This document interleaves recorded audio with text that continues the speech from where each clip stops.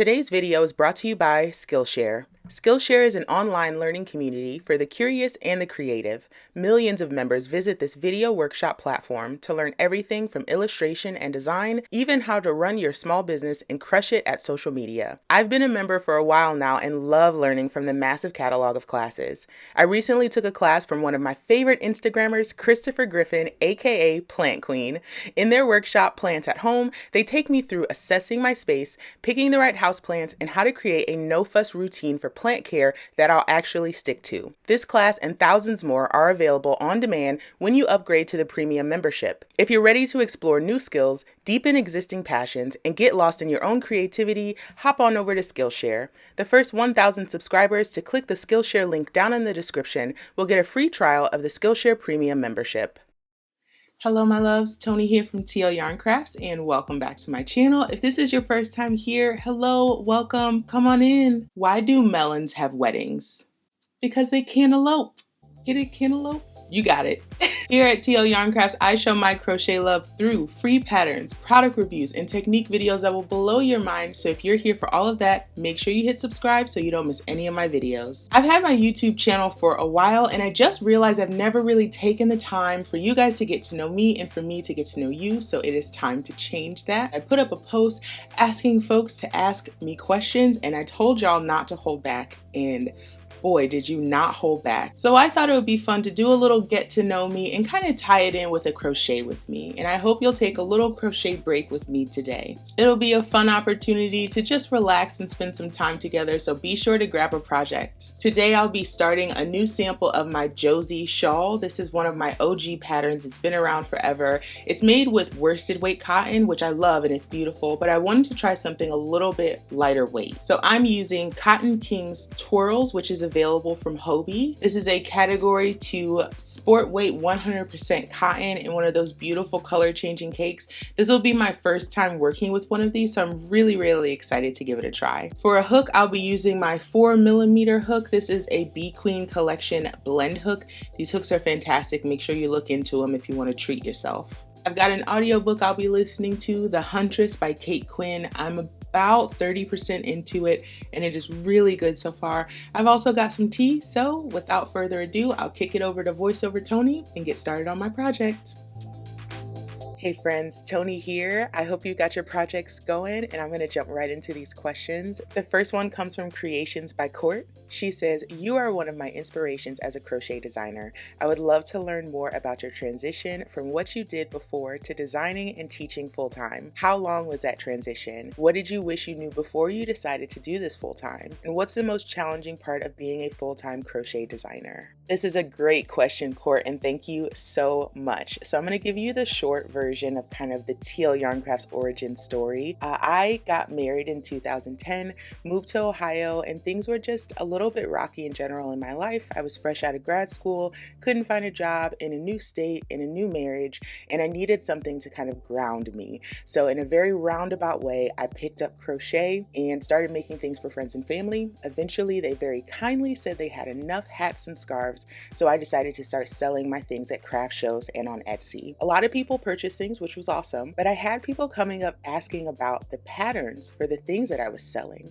and I didn't really consider at the time that people would want to make things that I've already made. I thought they just want to buy them. So eventually I did get into pattern writing, and going to the digital side of crafting was really the windfall for me. Eventually it just got to the point where TL Yarn Crafts was doing really well. I wanted to work with some different brands and do some fun and exciting things, but my day job at the time was very demanding and there was an opportunity for a promotion. So I had a difficult decision to make, either continue with my day job or pursue crafting full-time. It ended up not being actually a difficult decision for me, so I ended up putting in my notice for my day job, and it took about 5 years from creating doing TL yarn crafts until I went full time, so from 2013 to 2017. The only thing I wish I knew before I decided to do this full time is that you can't follow somebody else's footsteps into success. There are a lot of amazing designers and bloggers out there doing pretty much the exact thing that I wanted to do before I went full time, and I studied them and I was like, well, if I do this, then I'll be able to have this, and if I do this, I can work with this company. And what I found is by being myself and focusing on the things that I love to do in my business, I was able to attract the type of people and the type of companies that I wanted to work with. And what's the most challenging part of being a full-time crochet designer? It's being self-motivated. I love to try new things and I love to dive into things that weren't originally on the to-do list. Sometimes reining myself in and getting back focused, accomplishing things on time can be a bit of a challenge. That's what happens when you're your own boss. You know, it comes with the good things and the bad things. Great question. Thanks so much, Court.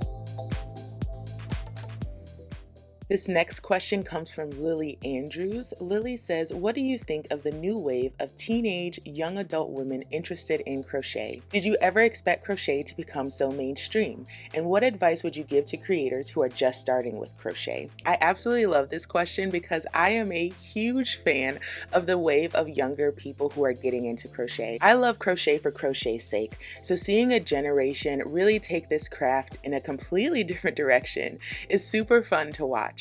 I love the younger generation with craft in general because they don't take themselves too seriously. They don't feel the need to follow any rules, and that fresh perspective is super exciting to me. There's several maker YouTubes that I like to watch, including Anna. I will not try to pronounce her last name, but she's probably my favorite to watch. Also, The Artisan Geek and Allie Nicole. They're fantastic on YouTube, but even seeing folks on Instagram, TikTok, I am here for it. I certainly didn't expect crochet to become so mainstream, but I'm totally happy that it has, and I'm cool with the direction that it's going in. As far as advice for new creators, I would just say make sure you're going into this because you love it and you enjoy it, and not because you're trying to make money off of it, because you will resent it. I promise you. Learn from my mistakes.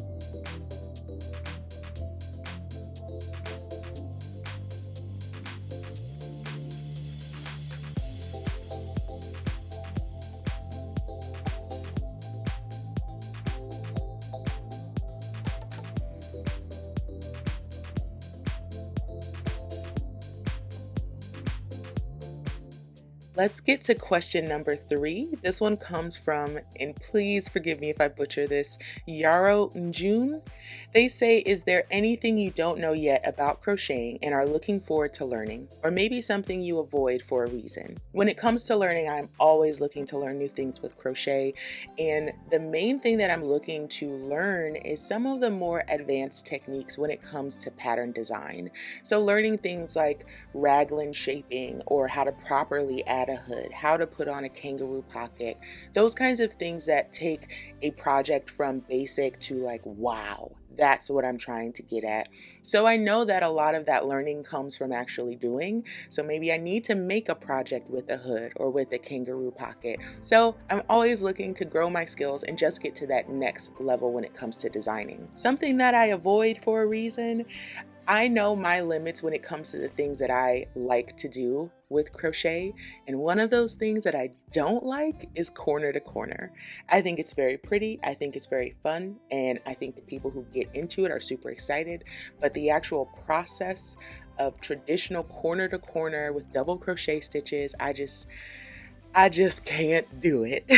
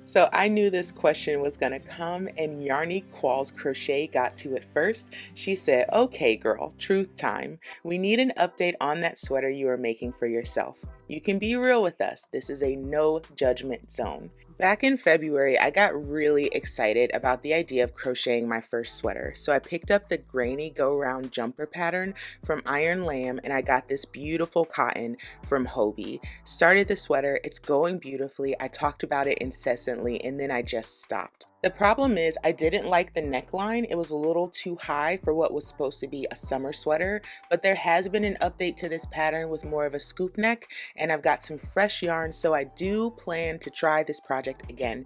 You will see more updates of my Granny Go Round jumper.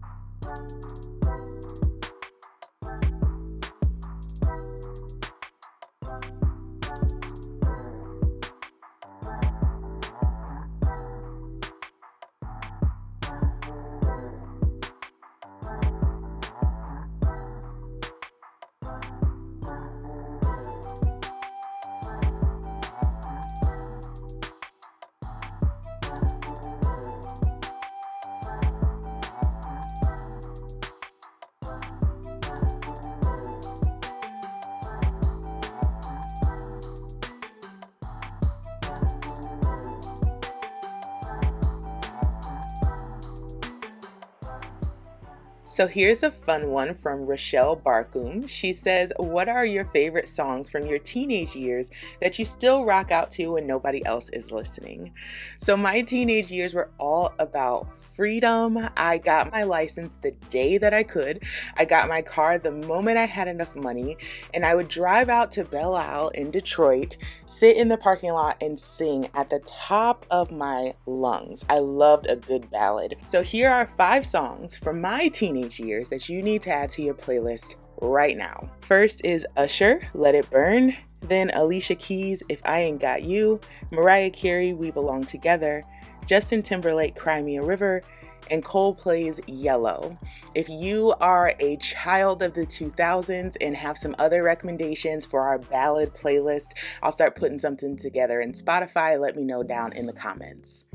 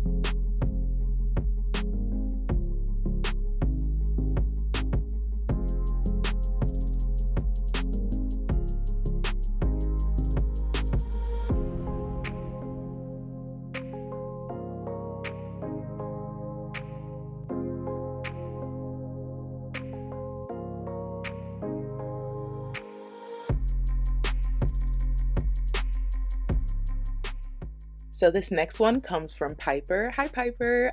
She said, you're on a desert island and have access to all the tools you need, but can only choose one type of yarn, but have an unlimited supply. What weight and material is that yarn? And there was a reply to this question asking about what is my desert island hook. So I will say anytime I get posed a desert island question, I think of it as my vacation desert island because I don't want to worry about things like survival. So this is what yarn do I want to have for fun and what hooks do I want to have for fun. So the yarn that I would choose would be a DK weight 100% merino wool mid to tight twist. And that's just my favorite yarn to use. It runs over my fingers so smoothly. I never have issues with splitting. It's available in tons of different colors. And if I'm on a desert island, I don't have to pay for it. So I can use all the colors and all the combinations and have all the pretty things. So that would be my choice. And as far as hooks, if I could only have one set of hooks, it would 100% be the hooks that I'm using right now, my Bee Queen collection blend hooks.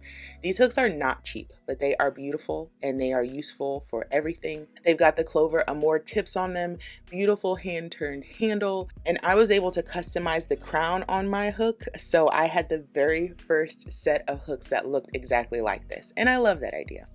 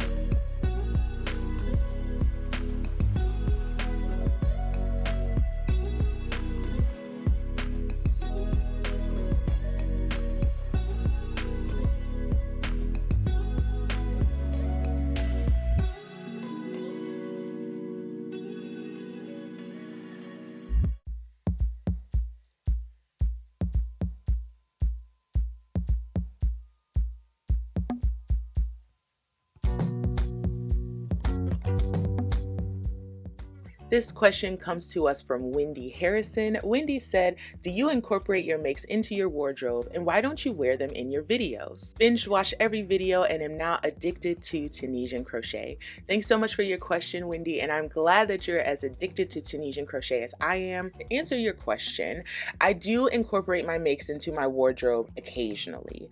I'm the kind of person that gets more satisfaction out of the making process rather than the using process. So I really enjoy making shawls, but there's only a couple that I actually rotate in and out of my wardrobe, even though I've made dozens over the years. As far as wearing them in my videos, that's actually a really great suggestion. I love wearing my shawls around the house just to kind of have fun in, so I think it would be great to wear them more in my videos. So I'll start doing that. Thanks so much for the recommendation.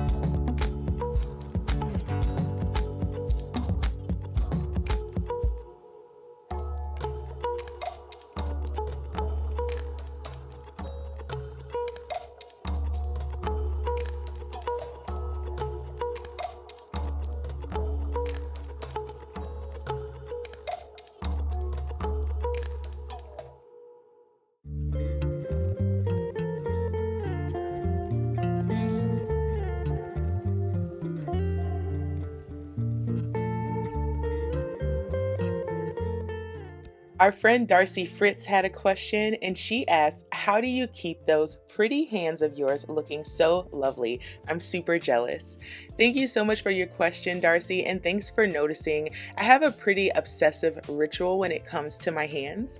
After I'm done washing my hands, I will follow with the Cocoa Kind scrubbing clay. It's a very mild scrub that's great for the hands. It doesn't dry my hands out. And then I follow that with Bee Queen Collection's Boo Butter. This stuff is extremely hard to find. As soon as she posts it, it sells out. But if you're able to get your hands on some, definitely do. It's a shea butter based balm that's been whipped, so it's a lot lighter and it's really easy to apply. If I don't have Boo Butter sitting around, I'll follow up with either straight up shea butter or I'll use a coconut oil. Then as far as my nails, I love getting my nails done. It's one of the things that I do for myself. So I get my nails done every 2 to 3 weeks at my local salon, of course, staying safe.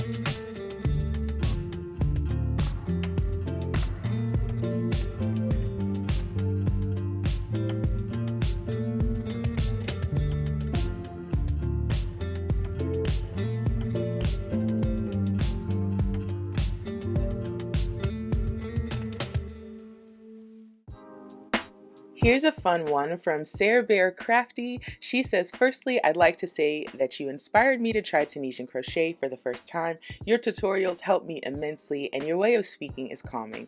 Thank you. That means so much to hear you say. Thank you so much. Her question was, unrelated to crochet, I'm wondering what your favorite thing to cook is. I like to cook, but I do not profess to be the best cook, but I know what I'm good at. And one of my favorite things to cook and eat is salmon. So here is my quick and dirty recipe for cooking salmon for people who don't know how to cook salmon. So you'll want to take a salmon fillet that's about 3 inches wide and put it on a greased baking sheet. Set your oven to 400. Brush down the salmon with a little bit of canola oil. Season generously with Lowry seasoned salt and fresh cracked black pepper. Put 1 little square of butter on the fillet and put it in the oven for 12 minutes. When it comes out, it's going to be delicious. It's still going to be meaty. It's going to be about medium to medium well, which you don't have to cook salmon all the way through, which is great. And it will be delicious, even reheated the next day. I love to use this for dinner with asparagus. For lunch, I'll put it on salad. And sometimes with breakfast, I will put it with eggs and a few grapes. Hope you enjoy.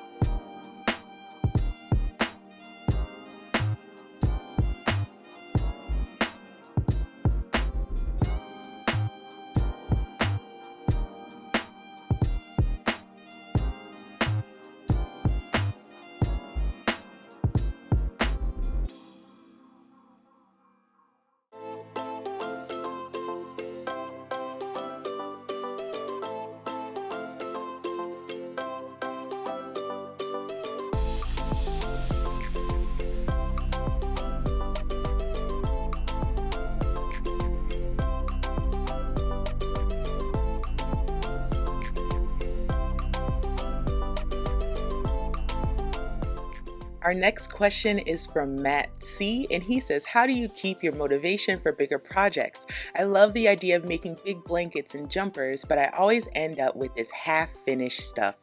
Matt, I feel your pain. As somebody who always has whips on the go, there are always a couple that are kind of stashed in the bottom of my closet, but if you are looking for ways to push through those bigger projects, I have 3 recommendations. The first one is to set a deadline for your project up front. So if I know that I am working on this shawl like I have here, and I want to finish in 2 weeks because I'm going to take photos and share it and update the pattern and all that good stuff, I will set that timeline for myself. My second recommendation is to do speed tests. So these are a personal thing I like to do for myself, where I'll sit down just like this and I will set my phone with a timer for maybe 30 minutes, an hour, 2 hours. And if I can push through crocheting for that entire timer, I'll then reward myself. So maybe I'll buy a skein of yarn or have a small glass of wine or eat the Reese cups I've been stashing. But the speed test really helped me to push through the project. And it's not like I'll love the process any less. I'll just be looking forward to being done. And then my last recommendation is to find your accountability. So this might be somebody else who's working on a project. Often my accountability is sharing things on my social media. I know when I share things in my stories and talk about how excited I am for this new project, folks are going going to start following my progress. So they're going to want to know what happened to that blanket I was working on last week, or that sweater that I started back in February. So I use social media as kind of my accountability partner, and it typically works out pretty well. I hope some of these recommendations help because I got a lot of questions about motivation. So maybe I'll explore this further later as well.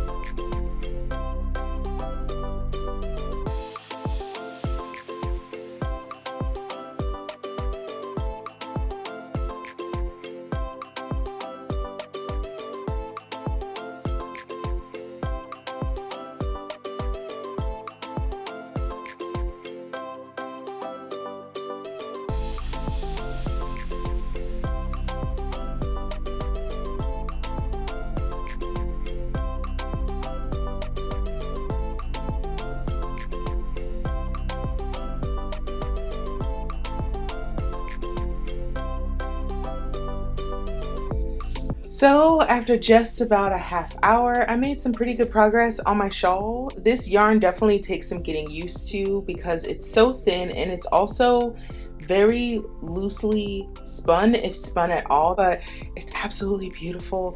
It's got some really good stretch and drape to it. It's gonna end up being pretty big, so I'm really excited to see how far I can get with this cake. So A1 on twirls. I'm excited to use it so far. Well, I had a really good time hanging out with you guys, and thank you so much for asking the questions that you did. There were over 200 questions on that one post that I put up. So if you guys are interested in doing this again, maybe I'll answer a few more questions. Make sure you hit that like button and let me know for sure down in the comments. And if you didn't get a chance to ask a question on that post, make sure you drop it down in the comments now. Before we go, of course, we have to dedicate this cup of caffeine to our friend Dorina. Thank you so much for your donation. You're gonna keep me caffeinated for a while, honey. And if you enjoy my videos and want to support my channel, buy me a coffee. Who knows? I might shout you out in my next video. Thanks so much for watching, and I'll see y'all next time.